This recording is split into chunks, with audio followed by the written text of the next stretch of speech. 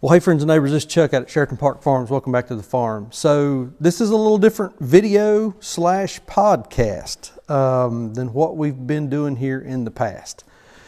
This is the episode 1 of our Sheraton Park Farms podcast, and we're going to be broadcasting this on YouTube as a video, and we'll also be putting the audio version over onto some podcasting apps. Now, I'm brand new at this, so we'll see how all this works out.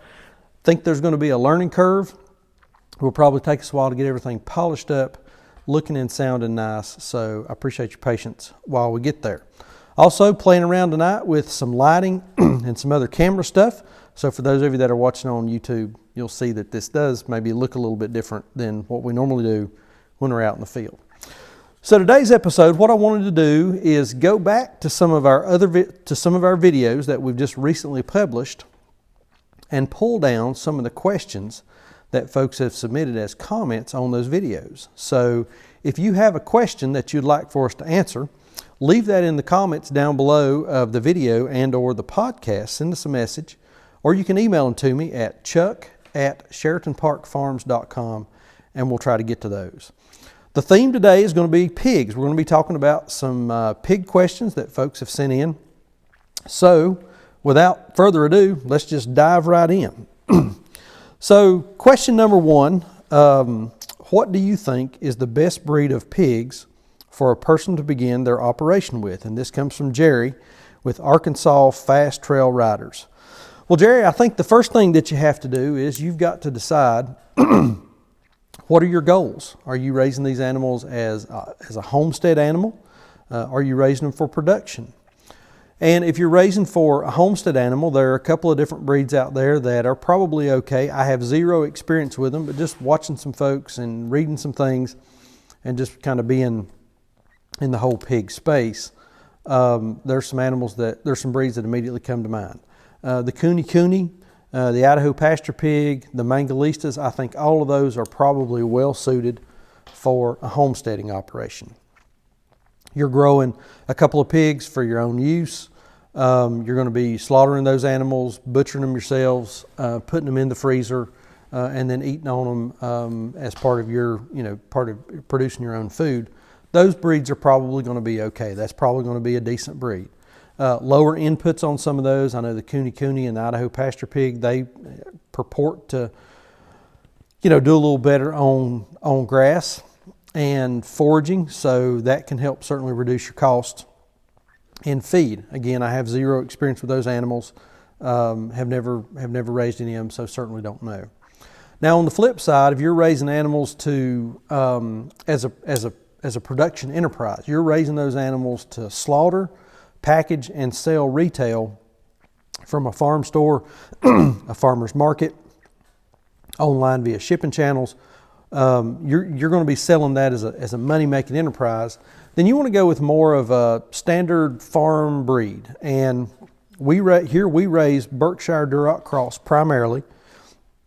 Over the years, we've had some different breeds of pigs. We've had some, excuse me, we've had some Herefords. We've had some Old Spots. We've had just, some Yorkshire, some Hampshire, different breeds of pigs. We like primarily the Berkshire Duroc Cross. The reason we like those is the meat quality is on the Berkshire is outstanding. It's a nice red, dark meat. Got a lot of flavor, good marbling through the carcass. It's sort of a premium, kind of in the cattle world, it would be an Angus. So the Berkshire is a really nice meat pig. We like to cross that over with the Duroc because the Duroc is a bigger animal. They grow fast. They get to full size a lot quicker. And so we get a good quality meat in a short period of time. If you're raising for enterprise to make money, you want those animals ready to process as quickly as you can. You don't want to feed an animal like a Cooney. It's going to take you about 18 months to get that animal to full size ready to process. You don't want to feed that animal for 18 months if it's something you're raising for to sell. You want to get that animal ready to go quicker. So we typically can get a Berkshire Duroc Cross to a slaughter weight. We like about 300 to 350 pounds. I know that's a little bit of a range, but that's sort of the size that we like to get them to, and we can achieve that in about a 7 to 8 month range. So You want to think about what are your goals, what are you trying to accomplish, and then pick the breed that goes along with that. And there are some breeds that I mentioned in there: Cooney, Mangalista, Idaho pasture pigs, American guinea hogs. Those are good for more of a homesteading style model, to whereas Berkshire Duroc, Yorkshire Hampshire, those are going to be better for more of an enterprise type operation. So appreciate your question. Again, that's Jerry from Arkansas Fast Trail Riders, and he left that on one of our YouTube videos. Next question. This is from Low Elo Joe. How in the world do you find land to start a farm? And that that's a $1 million question right now, especially with land prices doing what they are if you're looking to buy. And we can talk about this in context of pigs. We can talk about it in context of chickens, cows. You've got to think about it in terms of what you're wanting to do with that land. So a couple things. Number one, is there some land that you currently have access to that you can utilize? Do you own some land? Or do you have family or friends that have land that they would allow you to raise a couple of pigs on, or to graze a couple of cows on, or to run a chicken tractor or two across? So start there. Start with friends and family. Hey, Cousin Eddie, do you have, have you got 5 acres that we could run a couple chicken tractors on? Be glad to either pay you some rent, or we can pay you in product. We'll give you 15 chickens for letting us run some Soskovich style or Southton style chicken tractors across your pasture, and then we'll process them, we'll give them to you, and then that'll be the payment. Plus, you're going to get the added benefit of the manure and the fertilizer that those animals are going to put down. Same thing with pigs. Does your friend next door or a coworker have some land out in the country and they've got 10 acres of woods? Would they allow you to run 4 or 5 pigs across that wooded area in exchange for some product, or in exchange for some rent money? So you need to be creative about where you're looking at. Realtor.com, Zillow, those are probably going to be the worst places that you can look. Friends, family, let folks know. People that you work with, people that you go to the gym with, people you go to church with, the other moms and dads at your kid, on your kid's soccer team, whatever the case may be. Let folks know that you're looking. That's been one of the biggest ways that we've found resources that we've run across, is just let folks know what we're looking for, what we're doing. We're looking for some cows. Well, we let 4 or 5 people know, and mysteriously we start getting phone calls. Hey, I've got some cattle I'm interested in selling, or I've got some pigs that I'm interested in selling. Let folks know what you're doing. Get the word out there that you're farming, you're looking for land, you're looking for some space, and just see what happens. Another way that you can find some land is right around your neighborhood, your town, your county, your area, wherever you are, and look for land that appears to be abandoned or that no one is doing anything with. Look for fields that maybe the fences are falling in. It's not been mowed in a couple of years. There's an old house that, over the past couple of years, apparently nobody's living there, but there's some land around it. Then go back to your local tax office, find out who owns that land, and reach out to the owner of record. Sometimes you'll find that maybe Mr. and Mrs. Smith lived on the farm down at 2500 Miracle Way. They've passed away, but their son, who lives halfway across the country, is now the owner of record. Well, he may be interested in either selling or renting that land so that he can keep it in maybe agricultural deferment to decrease his taxes. So see if you can find absent landowners. That's a great way to get some land to farm. I've heard Greg Judy talk about that a number of times. Look for those absent landowners. Somebody that's not living here. They want to they don't want to sell the property. They want to see somebody do something with it. Would they be interested in doing a lease? Will they lease it, rent it, or trade some product? A couple different ways. You just got to be creative. Keep your eyes open. Let folks know that you're looking, and search those tax records for absentee landowners.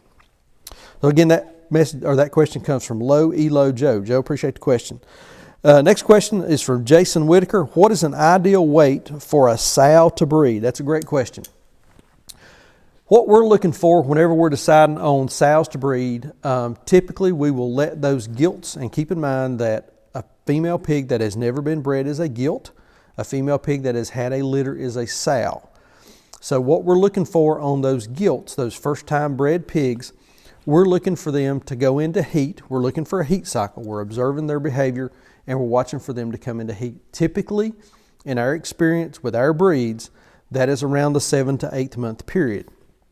Once we see them come into heat one cycle, then we will start marching out their time. And keep in mind that gilts will come into heat every 21 days or every 3 weeks. We'll come into heat, we'll watch, and in 3 weeks, if they come back into heat, in other words, they've settled into a regular schedule. That's what we're looking for. Once those gilts settle into a very consistent 3-week schedule, and sometimes we'll have to watch them, for 9, 12 weeks. Once they come into a consistent 3-week schedule, then we'll do the breeding. They're typically they're a little bit small then, but there's some school of thought out there that if you breed some of those animals younger, that they will have bigger, more successful litters as they get older. In other words, breed them early, and then they're going to do better for the life of the pig.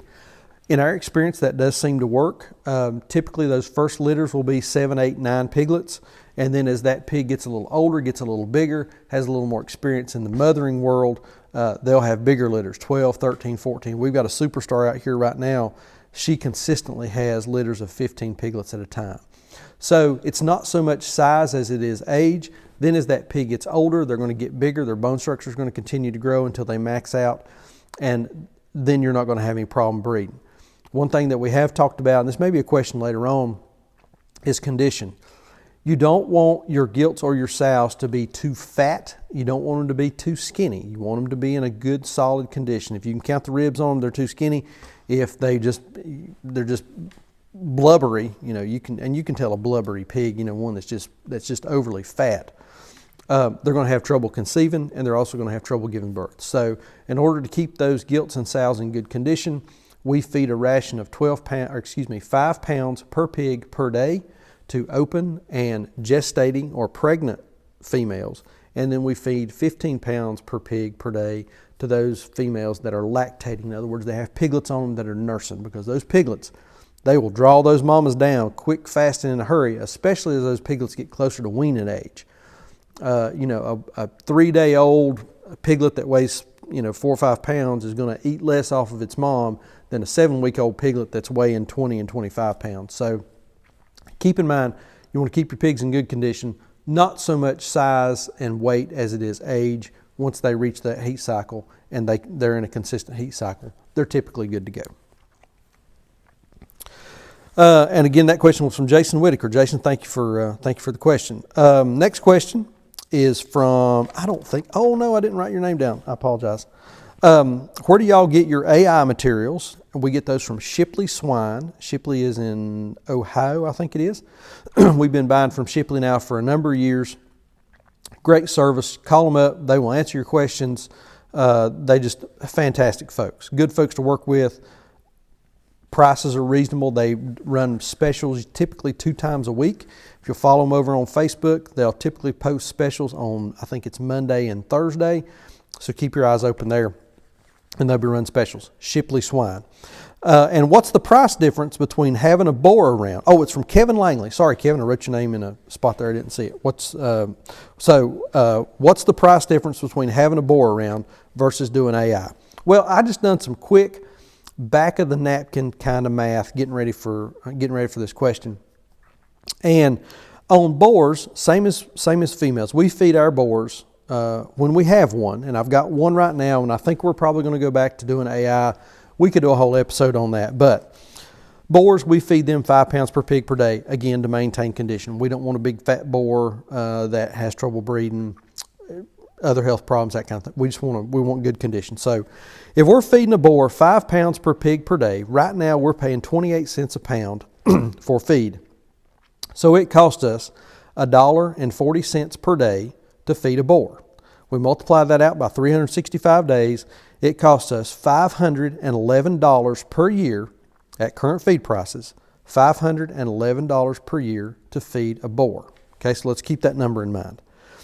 If we're going to AI a female and we buy something on special from Shipley, plus the other materials that's needed, lubrication, bore spray, insemination rods, we're going to be looking at about $85. So $85 to inseminate a female. Now, if we take our $511, which is what it costs us to feed that boar for the year, and we divide that by $85, which is what it costs us to artificially inseminate a female, we can artificially inseminate 6 sows for the price of feeding a boar once per year. We can inseminate those sows once per year, 6 of them, for the same cost of feeding a boar. Now, if you think about that, you've got to think about that in terms of your context. Are you wanting to raise piglets to sell, or are you trying to get enough piglets to supply your need, whether it's homesteading or whether you're raising them out as an enterprise? The more times a boar can breed a female, the cheaper he becomes to keep around. So if we calculate that a piglet is worth, let's just say, for ease of figuring, $100. If that boar can give us 5 piglets at $100 a piece, then he's paid for himself. If that boar gives us 10 piglets at $100 a piece, that boar has just made us $500. So you have to think about it in context of how many piglets do you need, how many times are you going to breed that boar, how many females do you have around. There's a lot of different variables, and we would need to know how many females you have, what your goals are. Are you selling piglets? Are you keeping piglets to raise out for processing? What are you doing? And we would need to know that. And that, real quick, I want to bring up a couple of things. Number one, if you guys have got questions, we have started a Patreon page, a Patreon account, and we're using that as a way to prioritize folks that have questions. If you're a Patreon member, you get early access to our YouTube videos without ads, and also we're going to put you in our private Facebook group. And also, if you have questions, you can email those directly to us, and we're going to take a little more time and put a little more thought into your question, and we're going to prioritize those questions for you. So if you'd like, we'd appreciate your support over on Patreon. It's $5 a month. Go over there, fill that out. I'll put a link in the description down below for that. Also, we are starting to do some farming consulting, not necessarily on farm, it can be, but we're starting to do some farming consulting. I'm going to leave a link in the description down below and also in the show notes to the webpage. Go over there if you're interested in some farming consulting work. Sandra and I both can help you depending on what your question is, depending on what your goals are. Go over there, fill out the form, let us know what you're looking for. We'll reach back out to you and we'll talk specifics. So 2 opportunities for us to help you out, either through just individual questions and Patreon, or a little more work we'll put into that farming consultant, and we will really dig down into your questions and really work to try to help you get your operation off the ground, improve your operation, and hopefully make you some more money if that's something that you're interested in. Next question. This is from Antonio the Great. And Antonio had a couple of questions that he kind of tagged together here. As a beginner, how many pigs should I start with? Well, Antonio, that goes back to something we've been talking about all along, and that's context. We would need to know what your context is. What do you want to do? Are you raising them for homestead, just for yourself? Or are you raising them for an enterprise? So he's talking a little on further down in his questions. Antonio is talking about planning on keeping 4 females to breed. So that tells me he's probably more interested in doing a farming or a farming type enterprise. With that, Antonio, I would recommend that you start at least with 3. Number 1, to sell, 1 to keep for yourself, and then the other one, well, you really could sell 2. Raise 2 to sell, and then 1 to keep for yourself. Those 2 that you sell are going to pay for those 2 plus the one that you're putting in your freezer. So at least start out with 3. Planning on keeping 4 females to breed. Well, then if you're going to buy a small litter, you're going to buy 8, 10, 12. You're going to keep 4 of them to breed. Yeah, you can do that. I would recommend growing slowly. Don't go out and buy 200 pigs or even 20 pigs to start with 0 experience. Get you a couple of pigs, learn the ropes, raise those animals out. And I really wouldn't start out in a breeding operation either. I would get, if you're going to sell them, get you 5 or 6. Learn the behavior, learn pig behavior, learn how to feed, learn how to watch for health issues, learn how to take care of those animals, learn how to manage your fencing, how to manage your water, how often you need to move, what kind of setup are you going to have in terms of, are you going to be doing pasture, and in that pasture you're going to have any kind of shelter, what are you doing? Get some experience under your belt first before you dive into the whole breeding operation. That would be the first thing I would recommend. I wouldn't recommend buying 4 pigs and starting to breed and then trying to figure out how to raise those pigs, how to farrow, how to manage pigs. It just becomes too much. You're going to burn yourself out. Start slow, build your way into a breeding operation. That's what you want to do. And then finally, another question that he says is, how do I know when to process those 4 females and after how many litters? Well, for those of you that have been raising pigs for a little while and you have you've farrowed some litters and you've had some litters, our goal here is we want those sows to be able to wean off 8 piglets per litter. So they may have 12, they may have 4 that dies, 2 that's stillborn, 2 that's laid on, stepped on, whatever the case may be. As long as they can wean 8 off, then we'll keep them in production. Once the sow gets to the point that she can't wean 8 piglets, then the way we figure it, she is not profitable at that time. And I don't mean that in a curt, callous way at all, but these animals are here we want them to have a good life, but they're also here to make us money. This is a farming operation. This is a business. We're running this as a business. So again, that's something you've got to figure out in your own context and pencil that out. How many piglets does that sow need to produce you at what frequency for her to be profitable for you? When she's no longer profitable, then it's time to go to the butcher. So again, that's from Antonio the Great. Appreciate your question. Again, start slow. Don't try to jump in there and do it all right out of the gate.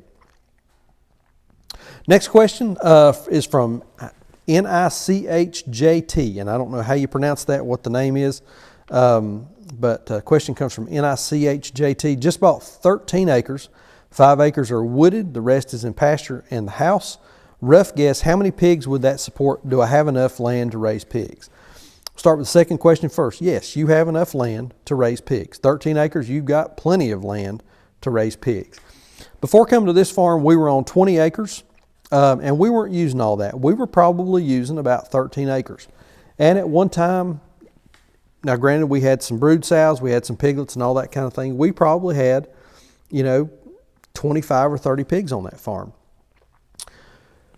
Depending on how often you're moving them, how big your paddock sizes are, I really don't know how many pigs per acre your stocking density should be. That's going to vary from area to area. So I would start small and build up. How much pressure can the land that you're on take if you have 10 pigs? Okay, well, we can manage 10 pigs over the course of 12 months without burning the land up. Everything looks good. It's going well. I think we can do this. Next year, maybe you go to 15. How does 15 look? Maybe next year you go to 20, or maybe 15 was a little much. You need to draw it back to 12 maybe.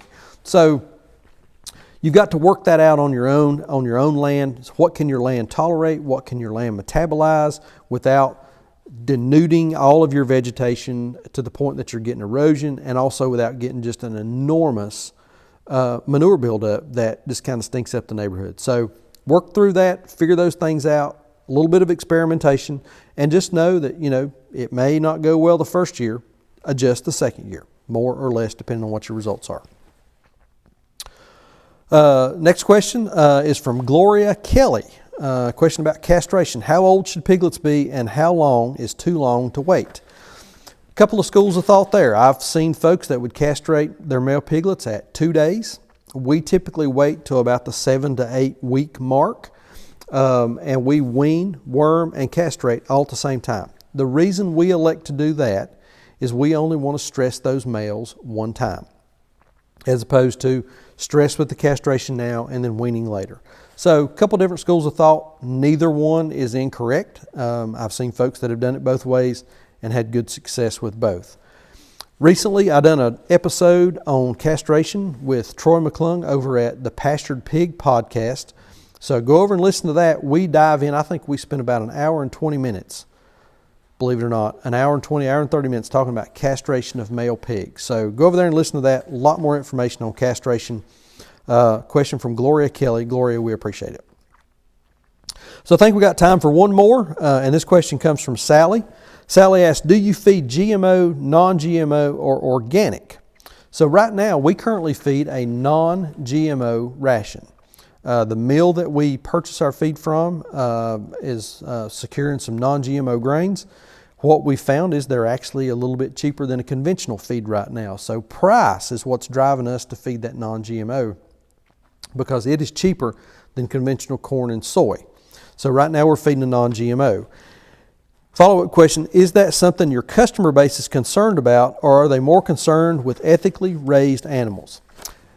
So this was our 5th full year of farming, and I honestly can't remember but about 2 folks that have asked us about our feed regimen. Typically what happens to us at markets, folks will come up and they'll say, are you organic? That's the primary question that we get. Are you organic? And my response to that question is, well, what does organic mean to you? And typically they will say, well, it means that, the animals have a good life, and that they get plenty of sunshine, and that they're out on pasture and they get to roam around, and they're not in a confinement feeding operation where they're standing knee deep in their manure and they never get any sunshine, they never get any fresh air, all that kinds of things. And I say, well, then let me describe to you how we raise our animals, and let's see if that matches your value system. So then we talk about raising our pigs either on pasture or in the woods, and here we've transitioned primarily to raising pigs in the woods. We raise our animals in the woods where they root around for grubs and nuts and bugs and worms and all that kind of stuff, and we move them on a regular basis, and we do give them a ration feed, but they're able to wallow in the mud and just root around and just live like a pig. And for lots of folks, that's what they're looking for. It's more how the animals are raised as opposed to the feed ration that they get. So I would recommend, if that's a concern to you, reach out to your customer base and find out what they're interested in. And as much as you can, either try to match your production practices to that, or find customers that are interested in the way that you raise your animals. You will find customers out there that they want their pigs to be raised with daily massages and classical music and eating dandelions that are grown with that are non-GMO organic. And then you'll find folks that they don't care if that pig was raised in mud up to its neck, as long as they can get a cheap pack of sausage. Find customers that align with your value system and market to those folks. Those are the ones that you're going to have the most success with. And for us, that's what we found. So that question was from Sally. Sally, I appreciate that. So we're getting to about the 30-minute mark, maybe a little bit short, but I want to keep this to 30 minutes. Again, we appreciate all those that are joining us on YouTube and those folks that are joining us on the podcast apps where we're going to be posting this.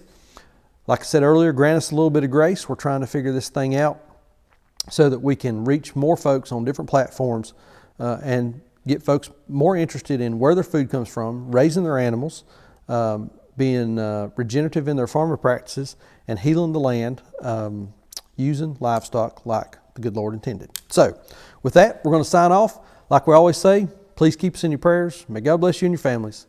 And we'll see you on the next video, or talk to you on the next podcast.